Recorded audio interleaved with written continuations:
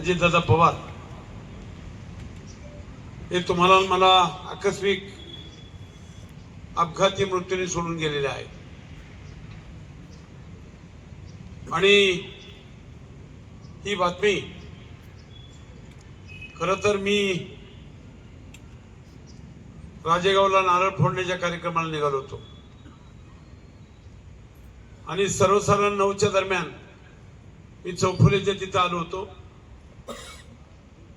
आणि तिथंच मला योगेश भैया जगतापांचा फोन आला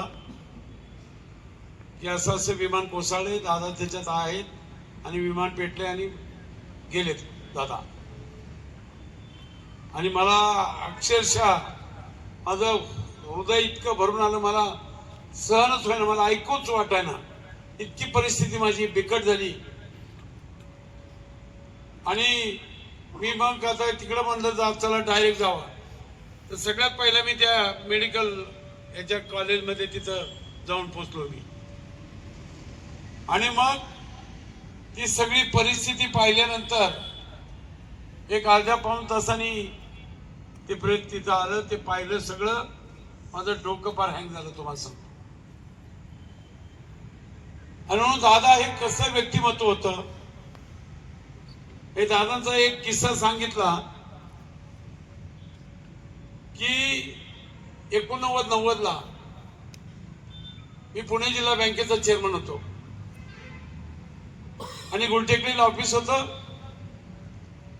मला दादांचा फोन आला की मी अजित पवार बोलतोय, मी पवार साहेबांचा पुतणी आहे, माझं एक काम आहे, मी आलं तर चालेल का? तर मी म्हणलं या तुम्ही. आणि मग त्या कामासाठी म्हणून ते आले. साहेब त्यावेळेस मुख्यमंत्री होते राज्याचे. आणि मग बसल्यानंतर चहा पाणी झाला आणि चहा पाणी झाल्यानंतर त्यांचं काम बिम झालं, कामही करून टाकलं. आणि मग त्यांना सहज मी विषय काढला असा, ते फक्त काटेवाडीचे ते भावनगर कारखाना आहे ना, तिथं डायरेक्टर होते. त्यांना सहज विषय मी काढला, तुम्ही बँकेवर का डायरेक्टर म्हणून येत नाही? तर ते त्यांनी जरा मला थोडे आडवेळीच घेतले, नाही जमत, असं नाही तसं नाही, अमकं नाही तमकं नाही, अशा पद्धतीनं. पण त्यांना खूप मी आग्रह केल्यानंतर त्यांची मानसिकता मी तयार केली की कुठल्याही परिस्थितीत तुम्ही जिल्हा बँकेवर आलं पाहिजे. आणि मग त्यांनी त्यांची मानसिकता आदरणीय पवार साहेबांशी त्यावेळेस चर्चा करून आम्ही तयार केली आणि ते जिल्हा बँकेवर आले आणि राजकारणाची सुरुवात झाली. आणि म्हणून सगळ्या भाषणामध्ये हे कालपर्यंत सांगत होते, राज्याच्या कुठल्याही भाषणामध्ये त्यांनी सोडलं नाही की रमेश अप्पा थोरातांच्यामुळे मी राजकारणात कसा माझा प्रवेश झाला. आणि म्हणून माझ्यासारख्या कार्यकर्त्याची ओळख ही राज्यामध्ये केवळ दादांच्यामुळे झाली.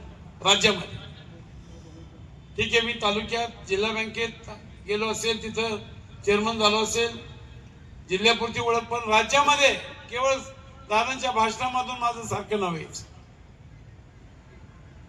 दादांसारखं तुम्हाला सांगतो, मला आता 51 वर्ष चाललंय राजकारणामध्ये. 51 वर्ष राजकारणात चाललंय. मी गावचा सरपंच सुरुवातीला झालोय, मला खास करगे चढ उतार सगळं माहिती आहे. परंतु माझ्या आयुष्यामध्ये तुम्हाला सांगतो,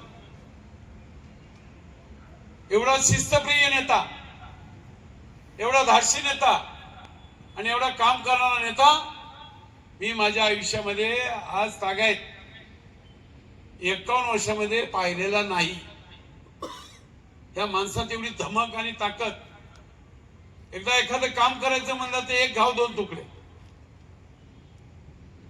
आणि म्हणून मी स्वतः डोळ्यानं त्यांनी केलेली कामं पाहिलेली आहेत. म्हणजे पुणे जिल्हा परिषद कशी होती, त्या जिल्हा परिषदचं ऑफिस बघा. ससून रुग्णालय कसं होतं, ते ससून रुग्णालय बघा. कलेक्टर ऑफिस कसं होतं, ते कलेक्टर ऑफिस बघा. सर्किट हाऊस कसं होतं, ते सर्किट हाऊस बघा. ही दिसणारी कामं ही दादांच्या शिवाय होऊ शकत नाही. त्या माणसाच्या मनामध्ये एखादी गोष्ट आली की ती एक गाव दोन तुकडे. एक काम करण्याची फार मोठी धमक आणि शिस्त फार आहे तुम्हाला सांगतो. म्हणजे शिस्त ही प्रशासनावर बी आहे आणि कार्यकर्त्यांच्यावर बी. म्हणजे तुम्ही आम्ही सगळे कार्यकर्ते, मी जरी सिनियर असतो त्यांना, तरी मला आमच्या सारख्या सुद्धा अन्ना वचक त्यांच्या याचा शिस्तीचा. कारण त्या माणसाला चुकीचं केलेलं आवडत नाही आणि उठसूट राजकारण करायचं नाही. आलेल्या प्रत्येक माणसाला ते न्याय देत होते, कुणाच्या अन्याय करत नव्हते. हे मी जवळून पाहिलेला कार्यकर्ता. त्यांच्याकडून खूप काही शिकण्यासारखं होतं आणि म्हणून गेली 37 वर्ष मी आणि ते एकत्रित आहोत.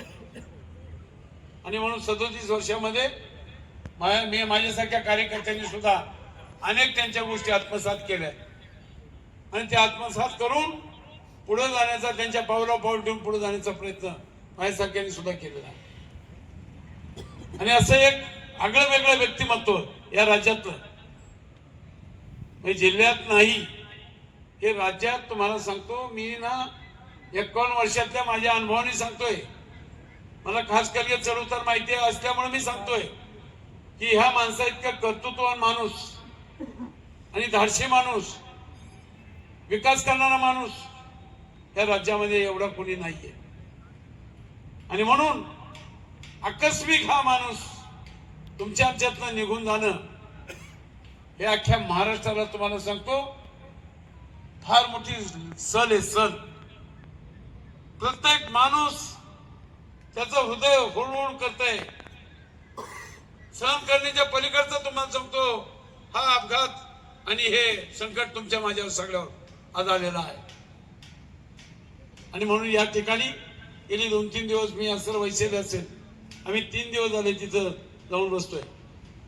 आजही गेलो होतो, आजही 2-3 तास तिथं घालवले. परवा 2-3 जवळ 8-9 तास बसलो होतो.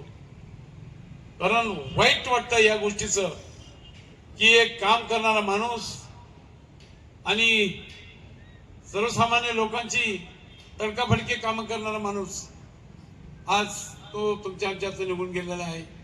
त्याची फार मोठी उणीव तुम्हाला मला सगळ्यांनाच भासणार आहे. आणि म्हणून या ठिकाणी आता सगळ्या वक्त्यांनी सांगितलंय की दैवी सत्तेपुढे इलाज नसतो. जो माणूस जन्माला येतो त्याचा मृत्यू ठरलेला असतो. त्याप्रमाणे दादा हे तुम्ही आमच्यातनं आकस्मिक गेलेला आहे. आणि म्हणून दादांचं कुटुंब असेल, दादांचे जे आचार विचार असतील, ते आचार विचार आणि कुटुंब यांना पाठिंबा देणं आणि त्यांचे आचार विचार आणि त्यांची शिस्त तुम्ही आम्ही सर्वांनी आत्मसात करून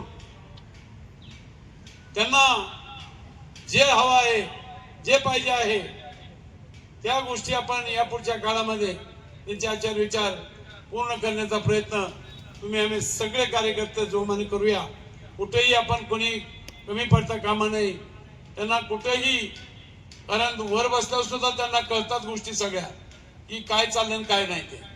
आणि म्हणून आपण आपली शिस्त ही पाळून तुम्हाला सांगतो आपण कुठल्याही परिस्थितीत दादांचे आचार विचार हे अतिशय सदृढ करण्यासाठी सर्वांनी प्रयत्न करावेत. हीच खऱ्या अर्थानं त्यांना भावपूर्ण श्रद्धांजली, आदरांजली ठरू शकते.